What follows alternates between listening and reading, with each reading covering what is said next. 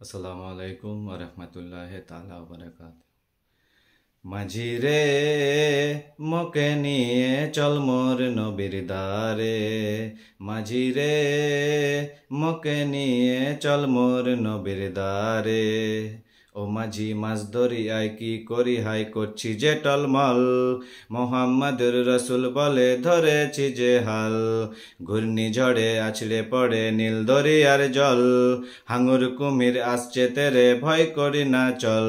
মোর মুহাম্মাদের নাম নিলে, নবী মুহাম্মাদের নাম নিলে যাবে বিপদ বালা সরে।